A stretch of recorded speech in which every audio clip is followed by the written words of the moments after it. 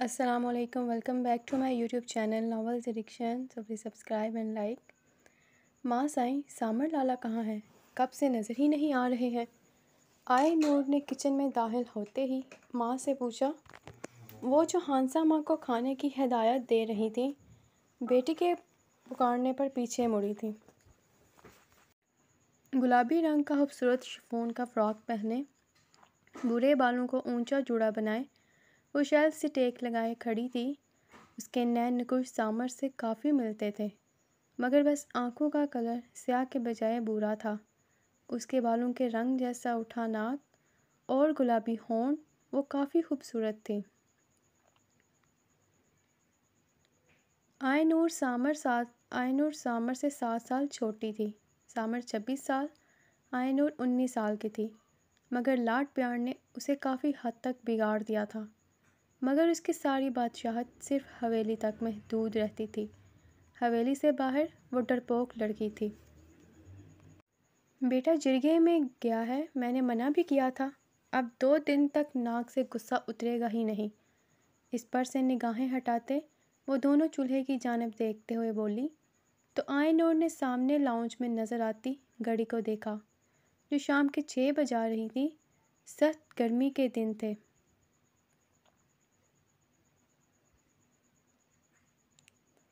6 बजे काफ़ी रोशनी होती थी और अभी ही लोग असर की नमाज़ पढ़कर फारिग हुए थे। इतनी देर हो गई है माँ, मैं शेरू के साथ जिरगे। चुप करके ऊपर चली जाओ आयनूर।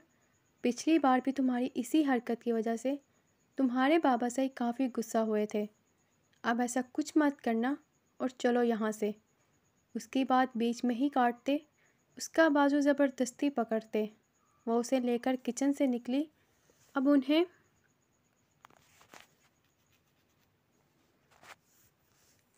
तब तक उसकी रखवाली करनी थी जब तक सामर ने आ जाता, वरना वो यकीनन शेरू को लेकर निकल जाती। और सदा का बोला शेरू हमेशा वाहिद सदयाल के गुस्से का शिकार होता था। मगर जाने दो ना, जल्दी वापस। चुप करो आयनूर, कब बड़ी होगी तुम? अगले घर जाकर क्या बनेगा तुम्हारा? उसको ज़बरदस्ती सोफ़े पर बिठाते वो बेबसी से बोली।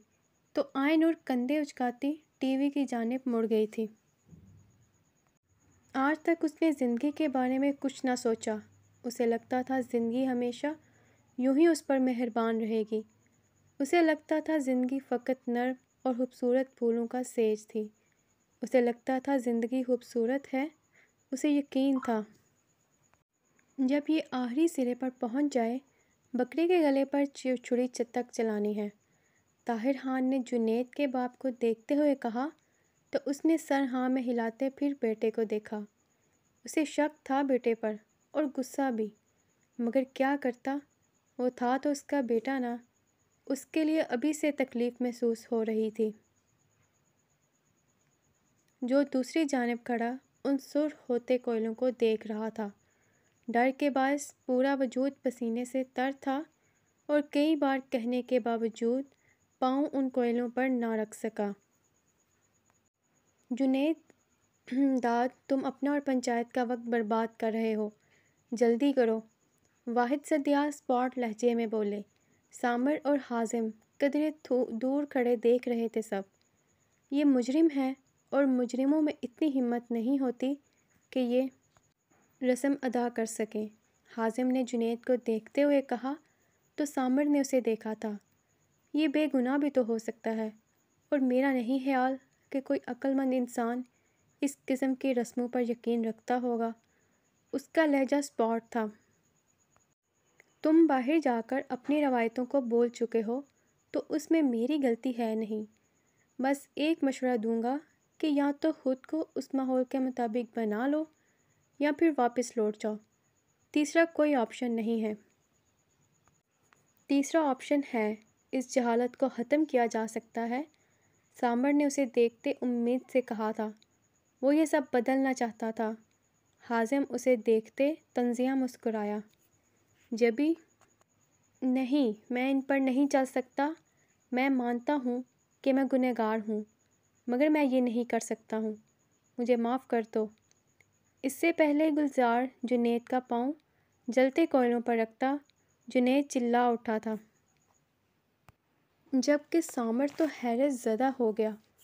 کچھ پل اسے یقین نہ آیا کوئی اتنا سچا جھوٹا بھی ہو سکتا ہے، اور پھر زانی ایک لڑکی پامال کرنے کی کوشش کی۔ جو غصہ پہلے اسے اس رسم پر آ رہا تھا اب جنید پر آنے لگا تھا۔ اس کے نزدیک ایسے لوگوں کو معاف کر کے زندہ چھوڑ دینا معاشرے کو سزا دینے جیسا تھا۔ میں نے کہا تھا نا کہ یہ مجرم ہے، اس کا قتل واجب ہے، میں خود اس کا قتل کر دوں گا۔ اس نے میری بیٹی۔ آرام سے، ہم یہاں فیصلہ کرنے کے لیے موجود ہیں۔ واحد ستیال نے ہاتھ اٹھاتے اسے مزید بولنے سے روکا تھا۔ جنید خوف سے ان کو دیکھ رہا تھا۔ میرا تو یہی فیصلہ ہے کہ جنید کے نکاح میں دے دیا جائے بچی کو، ورنہ کون اپنائے گا؟ شاہد ستیال نے پنچایت کی جانب مڑتے کہنا چاہا، مگر ایسے کیسے ایک معصوم کو ایک زانی سے نکاح میں دیا جا سکتا ہے؟ میں ایسا کوئی فیصلہ نہیں ہونے دوں گا۔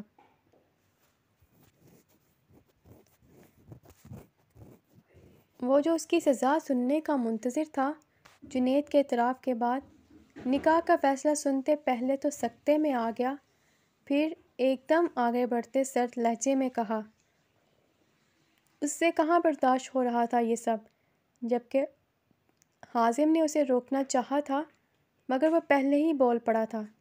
ایک پل کو سب خاموش ہو گئے تھے۔ ابھی خاندان کی دستار تمہارے سر پر رکھی نہیں گئی سامر میر، اور تمہیں پنچایت کا کوئی فیصلہ کرنے کا ابھی کوئی حق نہیں ہے۔ بہتر ہے کہ تم ہمیں فیصلہ کرنے دو۔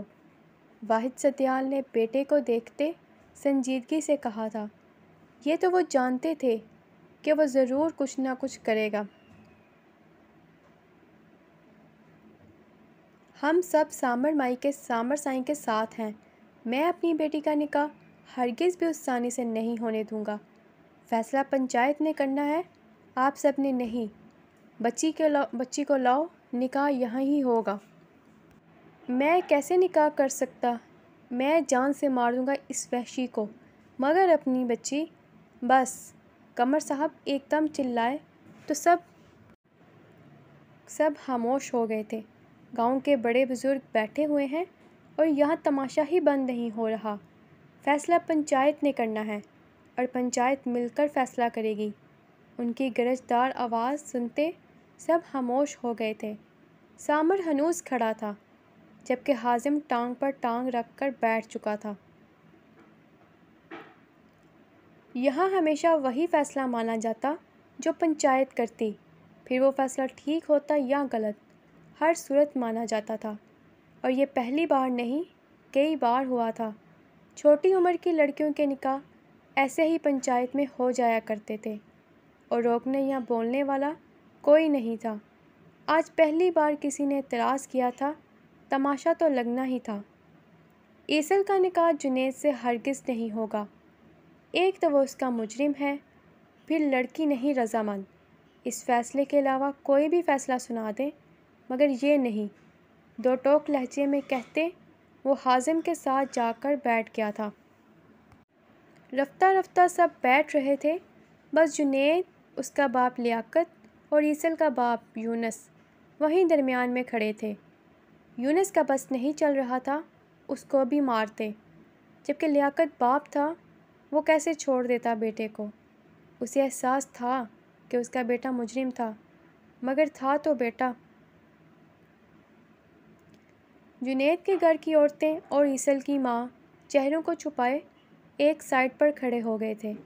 پردہ کر کے عورتوں کو جرگے میں آنے کی اجازت تو ہوتی، مگر جب انہیں بولنے کا حکم دیا جاتا تبھی وہ بول سکتی تھیں، جبھی وہ خاموش تھی۔ اور جنید، وہ پریشانی اور شدید خوف سے کبھی باپ کو تو کبھی پنچایت کو دیکھتا۔ عیسل سے نکاح، وہ تو مر کر بھی راضی نہ ہوتی، مگر ابھی فیصلہ تو سنایا نہیں گیا تھا۔ مگر کبیر بھائی تو اچھے ہیں، تم کیوں شادی نہیں کرنا چاہتی ہو؟ مہیرہ نے اس کی ساری بات سنتے پریشانی سے کہا تھا۔ اس سے برداشت نہیں ہو رہا تھا رملہ کا رونا۔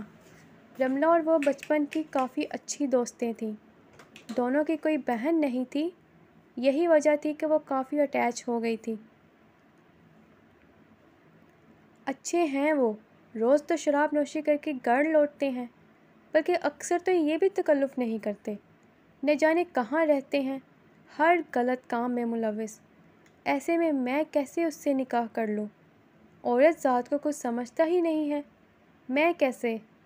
ایک بار پھر گھٹنوں میں سر دیے وہ رو دی تھی، جبکہ مہیرہ اب ڈر گئی تھی۔ اسے کبھی بھی ایسا نہیں لگا تھا کبیر، وہ تو کافی سلجھا ہوا لگتا تھا اسے۔ رملہ، تو تم شاہد انکل سے؟ ماہی میں کر چکی ہوں بات، تبھی لالا نے کہا ہے کہ اگلے اتوار کو نکاح ہے۔ میں کیسے مجھے کچھ سمجھ نہیں آ رہی۔ میں بات کروں سرحان سے؟ وہ کچھ سوچتے ہوئے بولی۔ البتہ ایسا سوچ کر ہی ڈر لگا تھا اسے۔ تم؟ رملہ نے ایک دم آنسو صاف کرتے اسے دیکھا۔ تم کر لو گی بات؟ اسے یقین نہ آیا، وہ تو بہت ڈرتی تھی حازم سرحان سے۔ اب تم اتنا رو رہی ہو تو اور کیا کروں، ایک بار بات کر ہی لیتی ہوں، شاید کوئی حل نکل آئے۔ سیاہ ریشمی لٹوں کو کانوں کے پیچھے کرتے اس نے کہا تھا۔ دوپٹہ بیڈ پر رکھا، جو شدید گرمی میں کرنا محال ہو گیا تھا، جبکہ رملہ سفید کھلی شرٹ اور کھلے ٹراؤزر پہنے ہوئے تھی۔ بال بے ترتیبی سے کھلے تھے، رو رو کر چہرہ سرخ ہو گیا تھا اس کا۔ اور اگر ڈانٹ پڑ گئی تو؟ اسے ڈر تھا، اور وہ یہ بھی جانتی تھی کہ حازم سے مہیرہ بھی ڈرتی تھی۔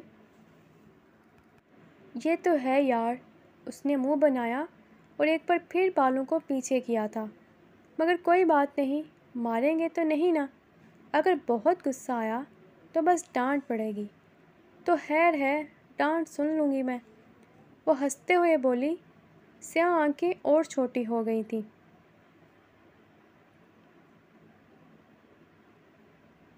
اچھا، مگر ابھی تو رات ہو رہی ہے، تم چلی جاؤ گی نا؟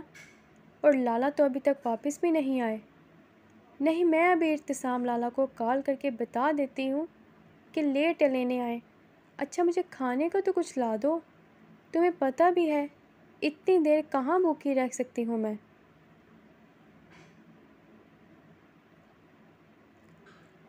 مہیرہ نے خود بیڈ سے اترتے اسے بھی زبردستی اتارا، اور وہ جو ارتسام کے نام پر ساکت ہوئی تھی، ہوش میں آتے جبراً مسکرائی تھی۔ ریڈرز، میری آپ سے ریکویسٹ ہے کہ آپ میرے ڈسکرپشن باکس اور کمنٹ سیکشن میں لنک کو وزٹ کریں اور سبسکرائب کریں۔ ہو سکتا ہے اس چینل پہ پھر کوئی مسئلہ آ جائے تو آپ اس چینل پر میرے سے کنیکٹ رہیں گے۔ So please subscribe to another channel.